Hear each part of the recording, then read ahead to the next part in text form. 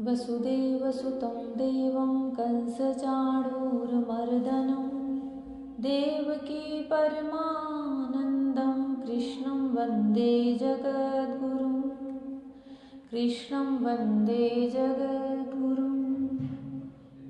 जय श्री कृष्णा मेरी soul family आध्यात्म आपके अपने चैनल पर मैं नंदा आप सबका बहुत बहुत स्वागत करती हूँ। श्रीमद् भागवत महापुराण का छठा स्कंद चल रहा है।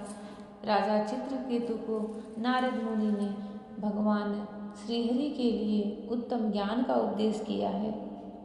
उस ज्ञान को अपने हृदय में धारण करके उस उपदेश को अपने हृदय में धारण करके चित्रकेतु भगवान की बड़ी घोर आराधना करते हैं। श्री सुखदेव जी कहते हैं, परीक्षित, देवर्षि नारद अपने शरणागत भक्त चित्रकेतु को इस विद्या का उपदेश करके महर्षि अंगिरा के साथ ब्रह्मलोक को चले गए।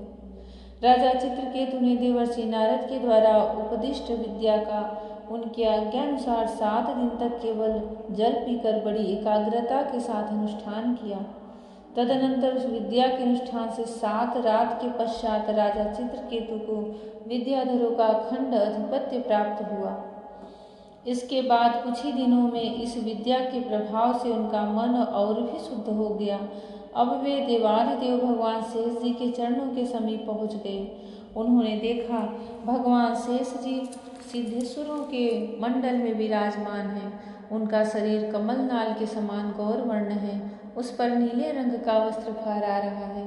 सिर पर किरीट, बाहों में बाजूबंद, कमर में करधनी और कलाई में कंगन आदि आभूषण चमक रहे हैं। नेत्र रत्नारे हैं और मुख पर प्रसन्नता छा रही है। भगवान शेष का दर्शन करते ही राजर्षि चित्रकेतु के सारे पाप नष्ट हो गए। उनका अंतःकरण स्वच्छ और निर्मल हो गया। हृदय में भक्ति भाव की बाढ़ आ गई। नेत्रों में प्रेम के आंसू छलक आए। शरीर का एक एक रोम खिल उठा। उन्होंने ऐसी ही स्थिति में आदि पुरुष भगवान शेष को नमस्कार किया। उनके नेत्रों में प्रेम के आंसू टप टप गिरते जा रहे थे।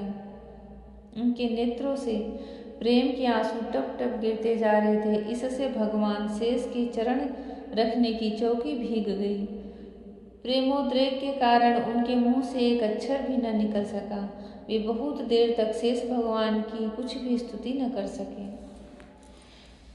थोड़ी देर बाद उन्हें बोलने की कुछ शक्ति प्राप्त हुई। उन्होंने विवेक बुद्धि से मन को समाहित किया और संपूर्ण इंद्रियों की बाह्य वृत्ति को रोका। फिर उन जगत गुरु की जिनके स्वरूप का पांचरात्र आदि भक्ति शास्त्रों में वर्णन किया गया है, इस प्रकार स्तुति की।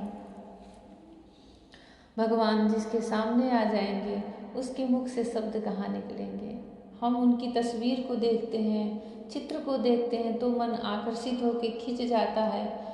मन शब्द मौन हो जाते हैं और साक्षात जिनके सामने श्रीहरि आ जाएं और उनकी रूप माधुरी, उनकी अत्यंत अद्भुत श्री विग्रह को देख ले तो फिर उसको उससे कहाँ कुछ कहा जाएगा।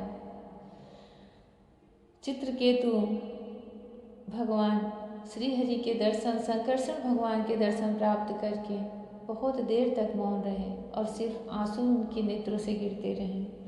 अब धीरे धीरे वह बोलने की शक्ति प्राप्त हुई तो भगवान अपनी इंद्रियों को बाह्य वृत्तियों से रोक करके अंतःकरण से शुद्ध होकर के भगवान की स्तुति प्रारंभ कर रहे हैं। चित्रकेतु ने कहा, अजित जितेंद्रिय एवं समदर्शी साधुओं ने आपको जीत लिया है। आपने भी अपने सौंदर्य, माधुर्य, कारुण्य आदि गुणों से उनको अपने वश में कर लिया है। अहो, आप धन्य हैं, क्योंकि जो निष्काम भाव से आपका भजन करते हैं उन्हें आप करुणा परवश होकर अपने आप को भी दे डालते हैं। भगवान, जगत की उत्पत्ति, स्थिति, प्रलय आपके लीला विलास हैं। विश्व निर्माता ब्रह्मा आदि आपके अंश के भी अंश हैं। फिर भी वे पृथक पृथक अपने को जगतकर्ता मानकर झूठ मूठ एक दूसरे से स्पर्धा करते हैं। नन्हे से नन्हे परमाणु से लेकर बड़े से बड़े महतत्व पर्यंत संपूर्ण वस्तुओं के आदि, अंत और मध्य में आप ही विराजमान हैं तथा स्वयं आप आदि, अंत और मध्य रहित हैं। क्योंकि किसी भी पदार्थ के आदि और अंत में जो वस्तु रहती है वही मध्य में भी रहती है। यह ब्रह्मांड को जो पृथ्वी आदि एक से एक 10 गुने 7 आवरणों से घिरा हुआ है। अपने ही समान दूसरे करोड़ों ब्रह्मांडों के सहित आप में एक परमाणु के समान घूमता रहता है, और फिर भी उसे आपकी सीमा का पता नहीं है, इसलिए आप अनंत हैं।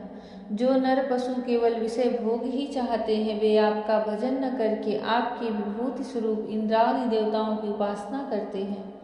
प्रभु, जैसे राजकुल का नाश होने के पश्चात उसके अनुयायियों की जीविका भी जाती रहती है, वैसे ही क्षुद्र उपास्य देवों का नाश होने पर उनके दिए हुए भोग भी नष्ट हो जाते हैं।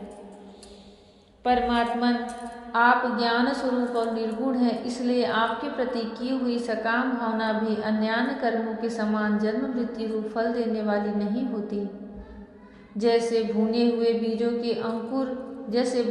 बीजों से अंकुर नहीं उगते, क्योंकि जीव को जो सुख दुख आदि द्वंद्व प्राप्त होते हैं वे सत्वादि गुणों से ही होते हैं, निर्गुण से नहीं। हे अजित, जिस समय आपने विशुद्ध भागवत धर्म का उपदेश किया था, उसी समय आपने सबको जीत लिया, क्योंकि अपने पास कुछ भी संग्रह परिग्रह न रखने वाले, किसी भी वस्तु में अहमता ममता न करने वाले आत्माराम शनकादि परमर्श भी परम साम्य और मोक्ष प्राप्त करने के लिए उसी भागवत धर्म का आश्रय लेते हैं।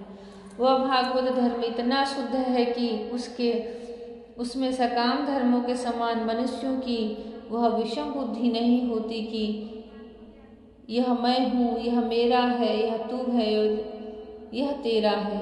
इसके विपरीत जिस धर्म के मूल में ही विषमता का बीज बो दिया जाता है, वह तो अशुद्ध, नाशवान और अधर्म बहुल होता है। सकाम धर्म अपना और दूसरे का भी अहित करने वाला है।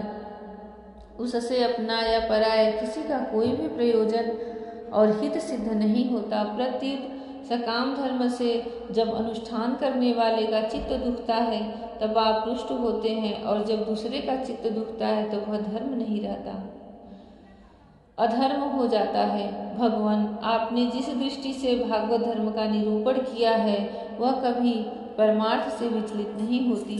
इसलिए जो संत पुरुष चर अचर समस्त प्राणियों में समदृष्टि रखते हैं, वे ही उसका सेवन करते हैं।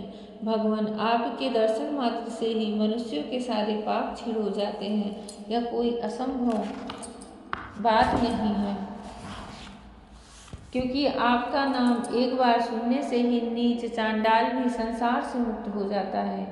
भगवान, इस समय आपके दर्शन मात्र से ही मेरे अंतःकरण का सारा मल धुल गया है, सो ठीक ही है, क्योंकि आपके अनन्य प्रेमी भक्त देवर्षि नारद जी ने जो कुछ कहा है वह मिथ्या कैसे हो सकता है।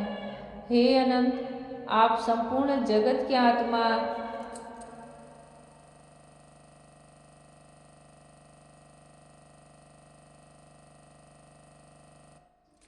क्योंकि आपके अनन्य प्रेमी भक्त देवर्षि नारद ने जो कुछ कहा है वह मिथ्या कैसे हो सकता है। हे अनंत, आप संपूर्ण जगत के आत्मा है, अतएव संसार में प्राणी जो कुछ करते हैं वह सब आप जानते ही हैं। इसलिए जैसे जुगनू सूर्य को प्रकाशित नहीं कर सकता, वैसे ही परम गुरु आपसे मैं क्या निवेदन करूं। भगवान, आपकी ही अध्यक्षता में सारे जगत की उत्पत्ति, स्थिति और प्रलय होते हैं।